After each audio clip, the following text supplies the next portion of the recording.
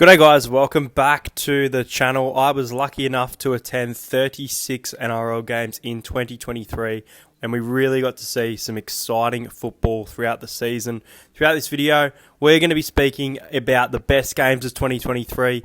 Keep in mind, this is my list and you guys might disagree with some of these games. There is obviously one, a little bit of bias towards Parramatta, and two, there are games that I enjoyed that you guys probably found boring because it all comes down to personal preference. But let's get into the best games of NRL in 2023 season. Starting off with round number 4, my first NRL game of the season, the Eels and the Panthers at Bankwest Combank, the grand final rematch, the game where Brandon Hands made his NRL debut, scoring a try against his former club, a game that went into Golden Point, my first Parramatta Golden Point game, and Parramatta got the win. It was a hard-fought win as well because Nathan Cleary kicked a 2-point field goal and it was one of the clutchest plays until the grand final just a couple of days ago. But Parramatta win the grand final rematch in a very, very exciting footy.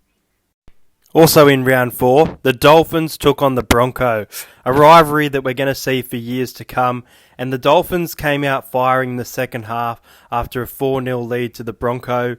When the game got to 12-all, it was Katoni Stagg who scores a try and screams that Suncorp is the home of the Broncos, defeating the Dolphins 18 points to 12 in a game that you just couldn't pick who was going to win. It was a cracking game of football and both sides starting the season 3 wins, no losses, and this was the Dolphins' first loss of the season.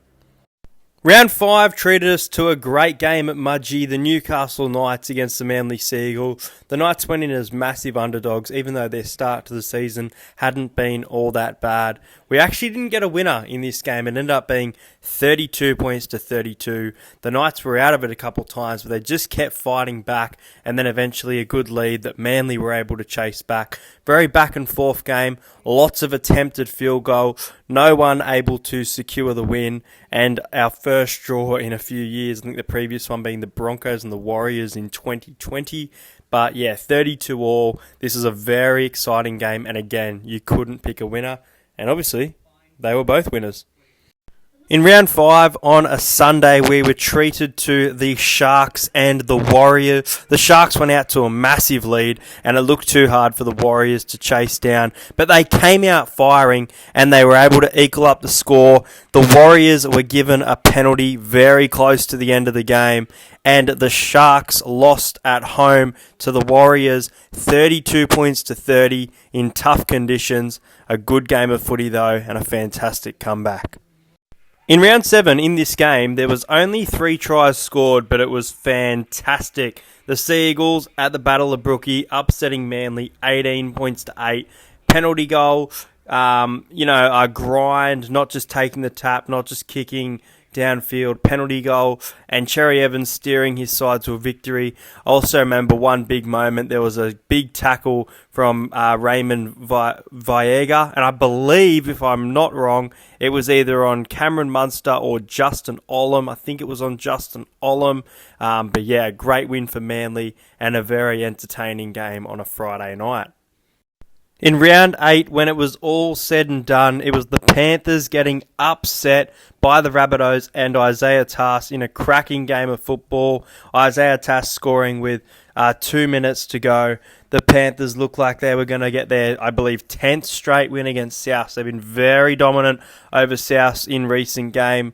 Maybe 8, maybe not 10, but very dominant. And Isaiah Tass, the hero for South Sydney in a cracking game.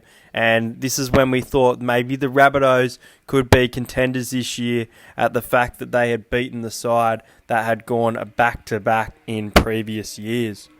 In round 8, when the Cowboys were really struggling to start the season before their good form, they played the Knights. The Knights went up to Townsville and Newcastle gave it to the Cowboys right up until the final set where they weren't able to execute their attack. The Cowboys winning 18 points to 16. Not many people will probably remember this game, but this was one of the best games of the year. And again, you couldn't tell who was going to win, but the Cowboys beat the Knights by 2 points. Maybe a bit of bias here, but round number 12, the Rabbitohs hosting Parramatta at Allianz Stadium, and Rabbitohs going in as massive favourites, premiership contenders at the time, and Parramatta putting on a score, handing South Sydney's first ever loss in Indigenous round. You know, Cody Walker, Latrell Mitchell expected to fire up, but it was all Dylan Brown on the night. Mitchell Moses, an amazing night with the boot, some great Parramatta tries, and one of the biggest upsets of the season. In round 16, when both teams were missing key personnel, the Cowboys met the Panthers and handed them a loss in a crazy scoreline, in a crazy game. 27 points to 23. Scott Drinkwater, a hero for the Cowboys to keep their season alive in Golden Point. This was a phenomenal game of football. In round 23, the Knights were able to come from behind after Jermaine Asako scoring a hat-trick within 10 minutes, but it was the Knights getting the victory over there at Optus Stadium in Perth. Very neutral ground. The second time these two clubs had met, they met earlier in the year, but the Knights beat the Dolphins 30 points to 28 in a very entertaining game. In round number 25, I believe that the St. George Illawarra Dragons dished up their best performance of the season. They went down to the Melbourne Storm 38 points to 28, but my God, were they on fire, and my God, did this game, it almost went down to the wire. It was very tough who was going to pick it. Obviously, the Storm got the win. Very, very good game of football, and easily St. George's best performance in 2023. In round 27, stars from both teams were rested and we expected a bludger of a game, but the Broncos and the Storm absolutely gave it to each other. It was the Storm getting the win here. Their record against the Broncos just too good. Besides, obviously, finals week 1, a memorable debut for Sua Falago. We hope to see more from him, and some great moments as well from Ryan Pappenhausen. A great game from Grant Anderson as well. But yeah, and they were just too good for the Broncos, but both sides are really, really putting in a fight. In finals week 1, when nobody gave the Canberra Raiders a chance, they came out firing and gave it to a Newcastle crowd that was very, very loud. But it was the Knights throughout the second half, but Tom Starling to send the game into extra time, scoring almost a match winner. It was the Knights winning 30 points to 28 in what you could call, potentially in some people's mind, the best game of football in 2023. A penalty goal ended up deciding this one. Very good game of football, and Jack Byton's last game with Canberra as well.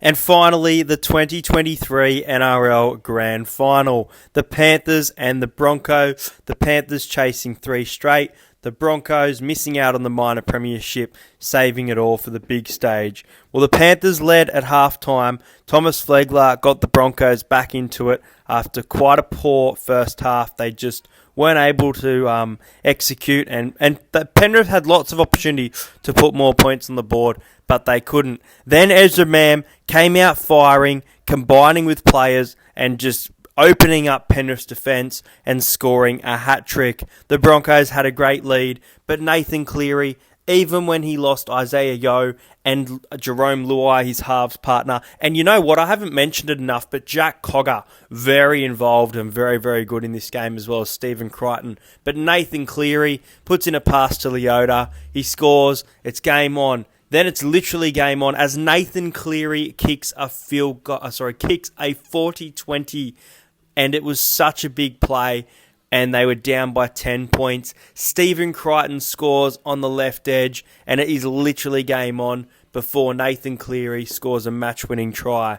As much as I personally don't like the Penrith Panthers, they have achieved greatness and they have earned it, especially in this grand final, in my opinion. And it's one of the best games of football I've ever seen. It's the best grand final since at least 2015. It's probably one of the best grand finals ever. But guys, that's it. Let me know what your favourite game is in 2023. Did I miss one? Is there a game that you thought was really boring from my list? Make sure you subscribe to the channel, and I'll see you guys later.